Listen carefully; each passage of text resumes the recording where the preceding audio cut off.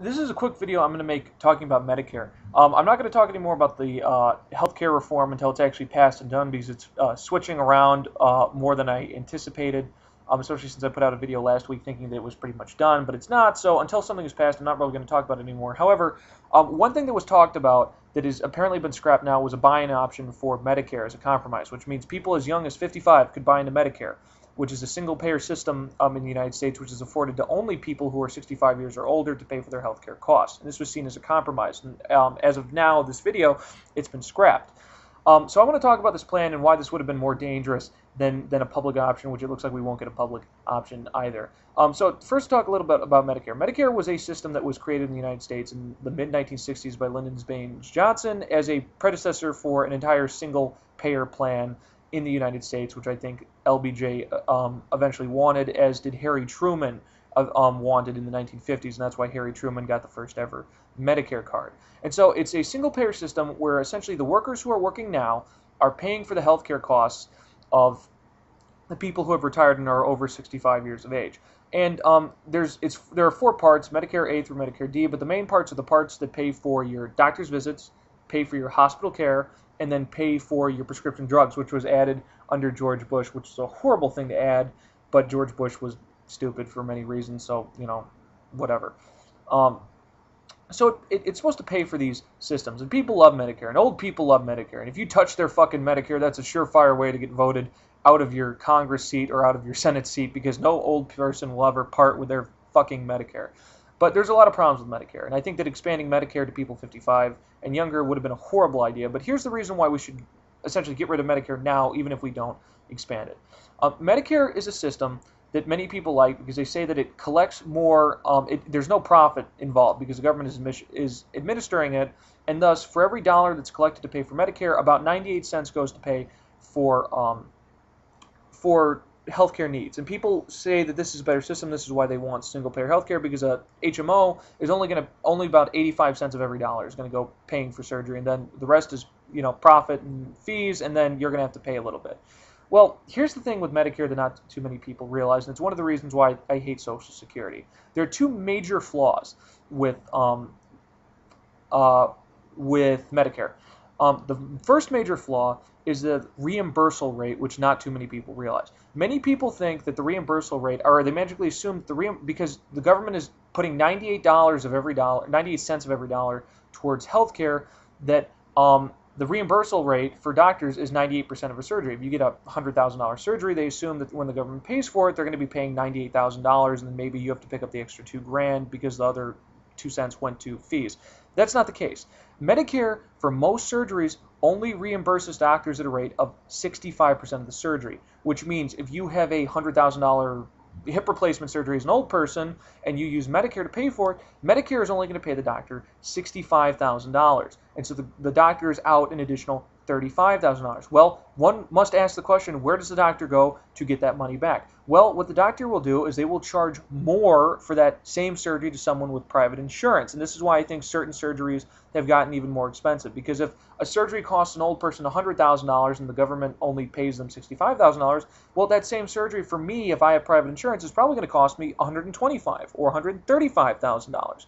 Because the hospital is going to try to get the HMO to reimburse an extra $10,000 or $15,000 to try to get up towards a rate where the hospital doesn't go under. And this does indeed happen. And this is why many doctors, or a lot of doctors, will simply reject Medicare because they say it doesn't reimburse them enough, and doctors can actually lose money when treating Medicare patients. The other major problem with it is the same problem that Social Security faces.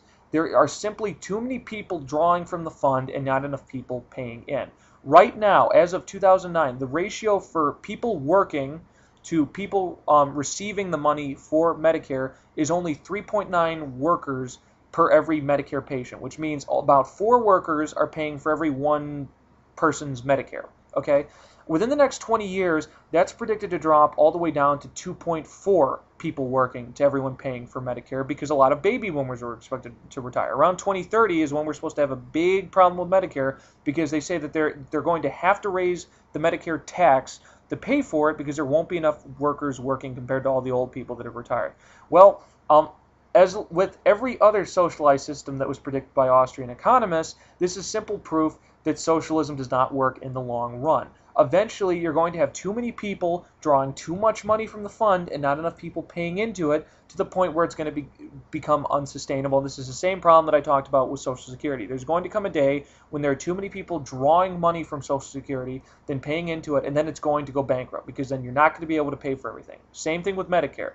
There's going to be a day when you will not have enough money to cover everyone's Medicare costs. And the government is already predicting this. In 2007, we spent a whopping $446 billion on Medicare. The only two things that cost more money of our budget, Social Security, big surprise there, another wasteful program, and defense. As everyone knows, about 20% of American tax dollars go towards defense. It's probably a little bit more now because we're fighting two undeclared and unconstitutional wars that we shouldn't be fighting. But anyway, even if we were not spending as much in defense, the programs would still be growing. So the argument is, I hear the argument all the time, well, we could cut defense and save it. No, we couldn't, because more people, when the baby boomers retire and you don't have enough people working, you're not going to be able to flood enough tax dollars into it.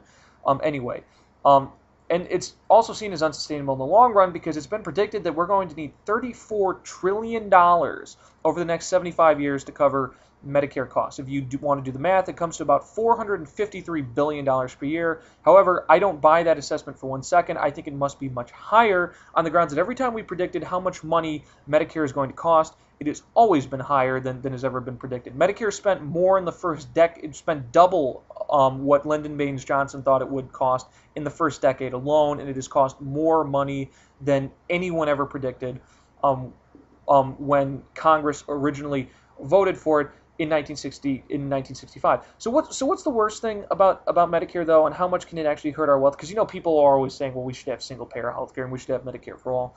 Right now, Medicare is about 8% of our gross domestic product, which means of all the wealth collectively created by us Americans, 8% is going to go to pay for Medicare. Within the next 20 years, it's going to go up to 12% of our total wealth. More than 10% of our total gross domestic product is going to go towards Medicare. And how bad is it going to get 60 years from now, by the time I'm an old person and would potentially need Medicare? It's going to be up to 19% of our GDP. So think about that.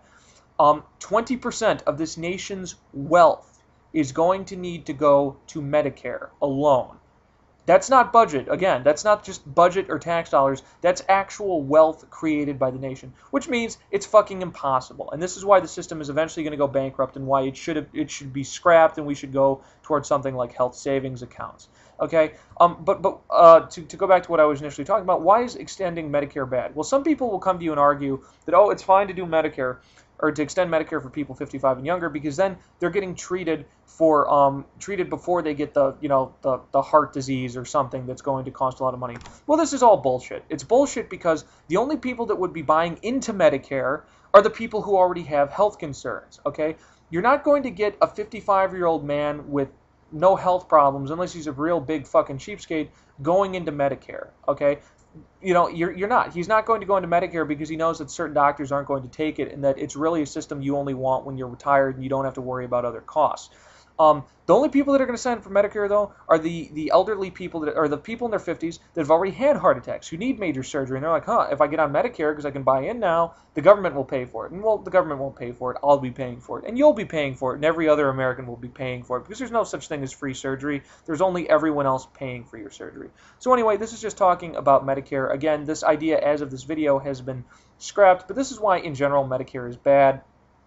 And it's a system that should be scrapped anyway, but especially that buy-in idea is horrendous and ridiculous, and it's truly a drain on our economy that we can't afford.